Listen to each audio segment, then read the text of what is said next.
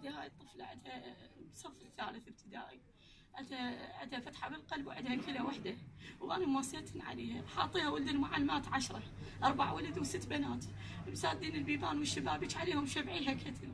طلعت الطفلة زرقاء، تعرف يعني هي كلى وحدة وفتحة بالقلب، أخذناها يجري دم وحلقة، أخذناها للتربية، اشتكينا من اشتكينا، هي رأسا راحت ورانا، هي واستاذ عبد الحسين حولونا المستشفى، حولونا خذناها. اي يعني عالجوها وعندنا تقرير طبي واخذناها للمركز. اي اشتكينا، سووا حتى فحص طبي موجود عندنا.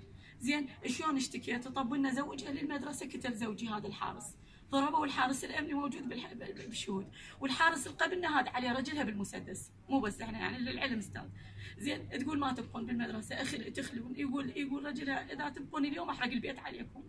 زين واخذنا الطفله ورحنا اجينا للمحافظ، سيد المحافظ ما قصر الله ينصره، وكتب ايقاف ماكو، لان وين نروح يعني ما عندنا، بس الله اللي يتبع عنا، والله العظيم كنا موجرين وكنا قاعدين بالسنه مخيم الكرام، حتى لا تريد تجيب.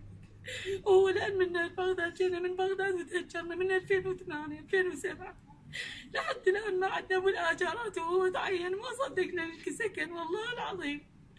هسه تريد تطلعنا وتريد المدرسة، احنا البيت اللي قاعدين فيه داينا ولحظنا وسوينا، هسه تريد تطلعنا من المدرسة. اليوم تريد ابن اختها تحطها بالمدرسة، اليوم هذا جاي اطفال ذولا خطيه مطفيه الكهرباء وطالعين بالساحة، تقول لهم الا اسجنكم انتم وابوكم وامكم ابوكم بالسجن وغراضكم بالشارع. هو هي غرفة، بس هي غرفة ومطبخ اياها، الله اكبر، والله ما عندنا اجار نأجر والله. هي قلت لك هاي الطفلة عندها كلى وحدة وعندها فتحة بالقلب، كل شهر أنا أذبكم فلوس والله أطباء، وأنا عندي هذا مزمن مال قصبات ربو، عندي أختلك وعندي أمي سوافان، وهاي عيني سقط، هاي شوفوا حتى عيني هاي جامة ما أشوف فيها. ورا الكتاب يعني ورا ما رحنا ودينا كتاب المحافظ، سوى وراه رأس الكتاب إخلاء، هذا الإخلاء موجود الدار، إخلاء الحاقن بذاك الكتاب، يعني هذا الكتاب موجود، اخلاء بذاك الكتاب اللي قال المحافظ، هم ما داروا بال، وهسه جايب لنا الشرطه بالباب واقف لنا. هذا يا الكتاب، هذا شوف استاذ الله يوفقك، اريدك تصوره، شوفه، شوف تاريخ المحافظ ايش وقت، وشوف تاريخ هذا الكتاب، دزته ورا كتاب المحافظ. قلنا له عمي احنا غير جايبين كتاب من المحافظ وما نطلع، ما وين نروح؟